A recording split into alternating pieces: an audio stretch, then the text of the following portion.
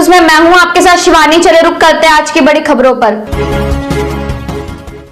कोई करता है खबरों से आगे रहने का वादा, कोई करता है तेज रफ्तार का दावा, फिर भी क्यों दब जाती है सही खबर? ना वादा ना दावा। देख रहे हैं यू न्यूज इंडिया। जैसे कि आपको लगातार 3100 वार्ड बहादुरगढ़ में हर जगह विकास कार्य को देख रहे हैं।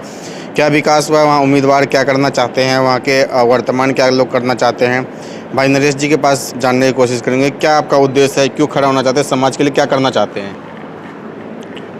पहले तो सभी मेरे वार्ड वासी और बुजुर्गों, माता बहनों को नमस्कार।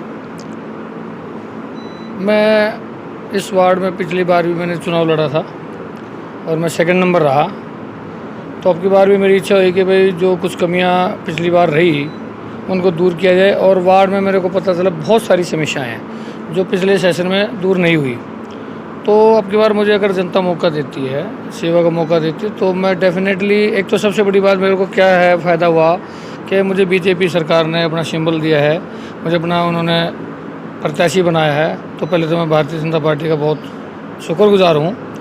तो वो मेरे लिए एक बहुत ताकत मिली है मेरे को, जिसकी ब्याह में वार्ड के मैं काम करा पाऊँगा। क्योंकि जब सरकार में जब हिस्सेदारी हो जाती है तो वार्ड के या किसी भी काम का हम संचालन बढ़िया कर सकते हैं या उसको अच्छा कर सकते हैं। बाकी जो भी निर्दलीय हैं वो ऐसा कुछ कर नहीं पाएंगे क्योंकि सरकार नहीं है। तो ये एक बहुत बेनिफिट, ये बहुत बेनिफिट मिलेगा जनता को मेरे से कि मैं सरकार का नुमाइंदा हूँ, सरकार का सेवक हूँ। और मोदी सरकार, हमारी खट्टर सरकार का एक ही ध्येय है कि भाई हर आदमी का आपका साथ, आपका विकास।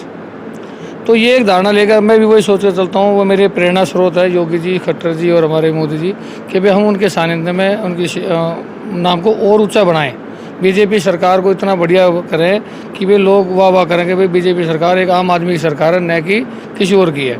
तो मेरा यही ध्येय रहेगा। वार्ड में जैसे पानी है, बिजली है और भाई सीवर्स की है, नालियों का बुरा हाल है। कुछ हमारे के यहाँ अपने इधर मैं बता रहा हूँ हॉस्पिटल है, हॉस्पिटल के बगल में एक हमारा रोड छोटा है। तो हम उसको रोड को लगभग काफ़ी 6 फीट को हमें चौड़ा कराना है। उसका टेंडर हो भी गया था लेकिन वो काम हो नहीं पाया।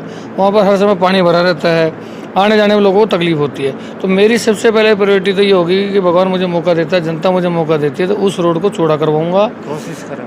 हाँ, चौड़ा करवाऊँगा। कोशिश ही मतलब करवाना ही है हमने जी, बिल्कुल करवाएंगे। चौड़ा ही कोशिश नहीं करते, करवाएंगे। हाँ, डेफिनेटली करना, क्योंकि आम जनता को उससे परेशानी हो रही है। और वो ऑलरेडी टेंडर हुआ है लेकिन वो काम हो नहीं पाया, अधूरा रह गया।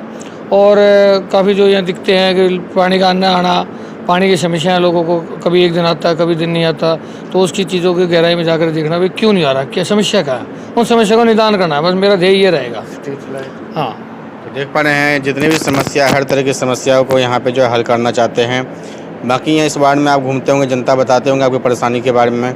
स्ट्रीट लाइट और इन सब का क्या स्थिति है यहाँ पे? स्ट्रीट लाइट तो एक तो यहाँ पर क्या है, अपना नेहरू पार्क में मैंने देखा, या हमारा टीचर कॉलोनी है और अपना संत कॉलोनी की गलियाँ बीड़ी है।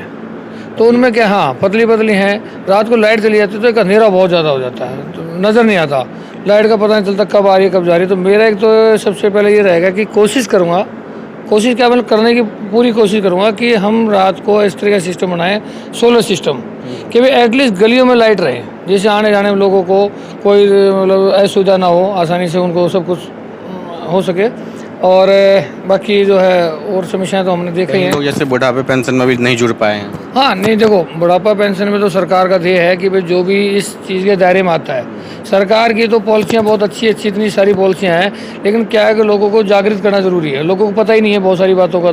तो हम सबसे पहले जो भी सरकार की पॉलिसियाँ होंगी वो लोगों को बताएंगे। उसके तहत उनको, अगर उसमें वो आते हैं दायरे में, 60 साल से ऊपर की उनकी एज हो चुकी है, इनकम टैक्स पे नहीं है, तो उनकी पेंशन तो बनवाएंगे।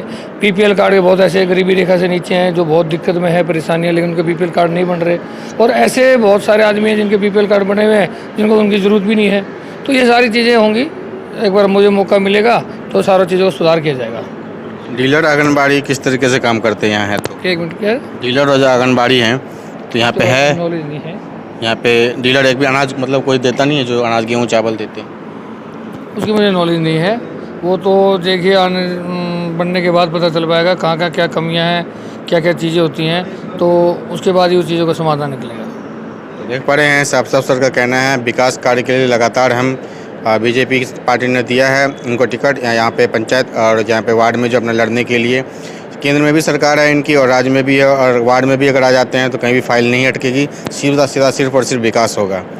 बहादुरगढ़ का सबसे बड़ा ये बहादुरगढ़ का सबसे बड़ा वार्ड है, इसमें 7133 वोट हैं। तो और सरकार की प्रायोरिटी ये रहेगी, क्योंकि 2024 में हमने चुनाव भी लड़ना है, तो हमारा ध्येय रहेगा हमारी सरकार दोबारा आएगी, बड़े बहुमत से आएगी, बहुत अच्छे तरीके से आएगी। तो इसलिए हम लोगों को ज़्यादा से ज़्यादा कामों को प्रायोरिटी देंगे, ज़्यादा से ज़्यादा कामों को कराएंगे। विधानसभा चुनाव भी आने वाला है, बिल्कुल 2024 में आएंगे तो हमारा ध्येय। लेकिन मैं जनता से ये कहना चाहता हूँ कि वे अपनी वोट को ख़राब न करें, सरकार के नुमाइंदे को अपनी वोट दें, चाहे वो कहीं भी, कमल का फूल जहाँ भी हो, चाहे वो चेयरपर्सन के लिए हो, चाहे वो हमारे पार्षद के लिए हो, तो भाई अपना वो जो वोट दें वो प्रत्याशी को दें, सरकार के नुमाइंदे को दें, गड्ढे में ना डालें अपनी वोट को। साफ साफ कहना है कि वोट वेस्ट ना करे, जो सही आदमी है उसी को वोट दे, जो आपका विकास कर सकता है। जो केंद्र में सरकार है, जिसका राज्य में सरकार है, वही आपका विकास कर पाएगा। किसी और पार्टी को दोगे ना, उनकी सरकार है ना वो है, उनकी फाइल अटकी रह जाएगी और वो विकास कार्य नहीं कर पाएंगे। बहादुरगढ़ से रंजन जायसवाल की रिपोर्ट। रिपोर्ट करते हैं नरेश कुमार भारद्वाज को, जिनको बीजेपी ने अपना टिकट दे के वार्ड में भेजा है, क्या कारण है? नरेश भारद्वाज एक शिक्षित, कर्मठ और मेहनती, मैं उनको बचपन से जानता हूँ और वे सामाजिक कार्य बहुत अच्छी उससे करते हैं। और अब की बार बीजेपी में पूर्ण बहुमत के साथ वो आएंगे।